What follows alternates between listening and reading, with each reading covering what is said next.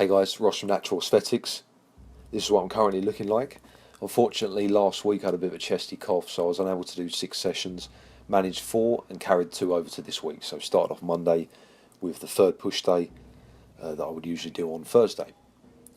So started off with seated military press, one of my favourite shoulder exercises. Generally speaking, you're going to handle more weight on the seated press than the standing press because of the positions. Strength is a little bit down on this because I haven't done it in a couple of months. 80k for 4, 60k for 10, and then 40k for 12. Using drop sets over rest pause. I didn't really want to go under 80, so the first set was very hard. The first rep was extremely difficult, and if I'd rested then 10-12 seconds and tried to squeeze an extra rep or two, I may not have got that initial rep up on the second set. I probably need 6, 7, 8 reps on the first set to warrant doing rest pause on this exercise, because that first rep can be so slow. It's much the same as most of your pressing, for example, especially dumbbell pressing, because you have to keep the weights in position. Some sort of heavy lower body exercises like squats, very, very difficult to do rest pause on if you're only hitting 3, 4, 5 reps. It's just not going to happen, because that first rep is sometimes so much harder than the following reps. Great thing about drop sets is you can add in a hell of a lot of volume in a very short space of time. In less than 2 minutes I've done almost 30 reps with reasonable weight.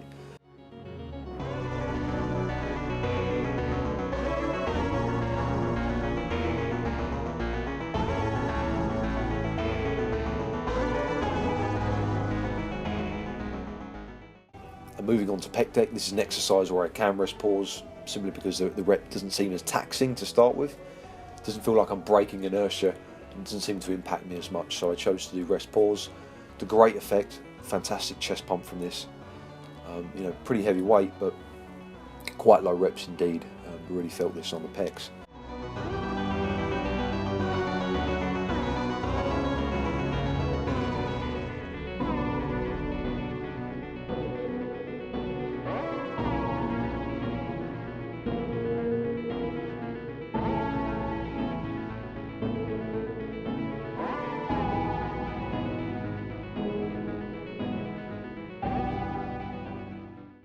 So on to front squats, and it's not really an exercise that you want to mess with too much. Drop sets are out of the question because you don't really want the bar on your shoulders for too long. If you're doing lighter weights and that bar's resting on the shoulders for like 1 minute to 2 minutes, then it's going to be really uncomfortable on the wrists and thumbs, and you're probably going to be hurting there more than the quads. Your cardio system will probably take more of a beating than your quads as well, utilising lighter weights. So I'd recommend heavier weights for front squats. Either straight sets or rest pause. I was aiming for 7 or 8 reps on the first set, and then maybe 2, maybe 1 on the third set. It didn't happen. My stomach was feeling really uncomfortable, so I decided to up the weight to 127.5 and do another 2 sets of 2 to compensate. Next on to tricep push downs using the rope.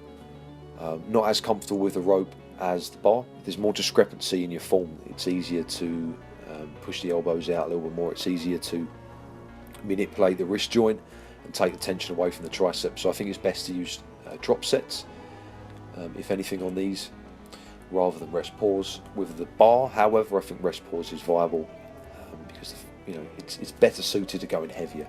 With the rope, it's kind of an exercise you want to be utilising lighter weights and really get a pump. So the main benefit of this over full body for me is the session length. Sessions are much shorter in duration, even though you're training 6 times a week as opposed to 3 times on a traditional full body routine. The intensity of your working sets can be much greater as well, because you're only doing 1 working set, and therefore you're able to recover, ready for that next session in 2 days' time. Thanks for watching. If you enjoyed the video, give it a thumbs up, guys. Subscribe to see more. Stay strong.